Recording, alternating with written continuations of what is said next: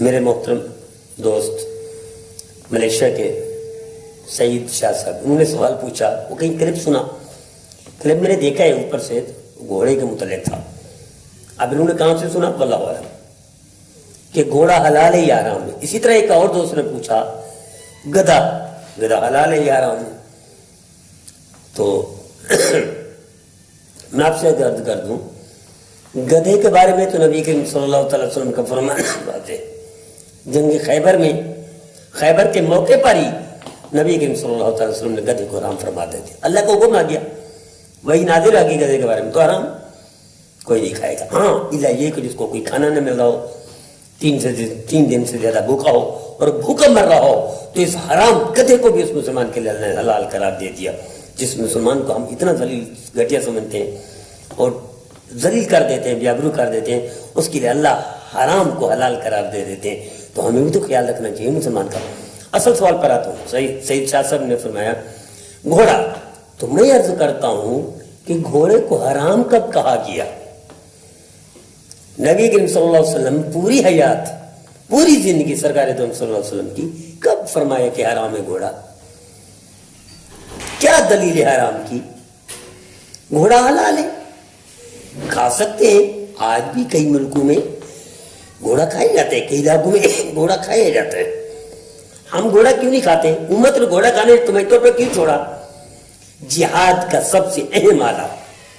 جہاد کا سب سے اہم ہتھیار گھوڑا، احترام،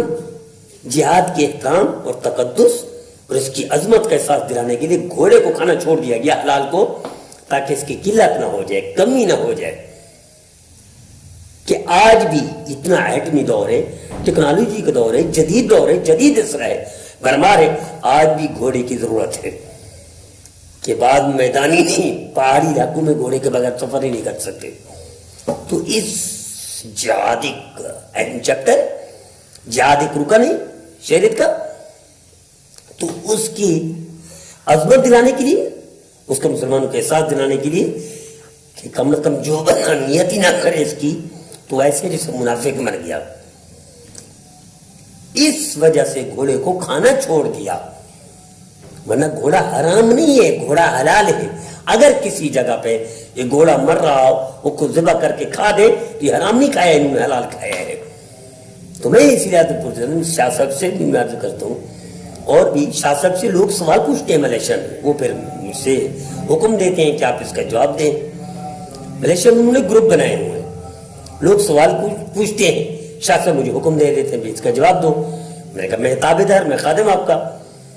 تو میں اسی طرح آپ سے بھی پوچھتا ہوں کہ گھوڑے کو حرام کب قرار دیا گیا؟ کس حدیث میں ہے کہ گھوڑا حرام ہے؟ یہ تو اس وجہ سے گھوڑے کو کھانا چھوڑ دیا امت نے، حرام سمجھ کر نہیں، اس عظمت، اس عمل کی عظمت کا احساس دلانے کے لیے کہ عمل بڑا محبوب ہے اللہ کو اور اللہ کے رسول کو، مسلمانوں کے لیے اہم ہے، قیامت تک ہی عمل جاری رہے گا، اس وجہ سے گھوڑے کو کھانا چھوڑ دیا گیا۔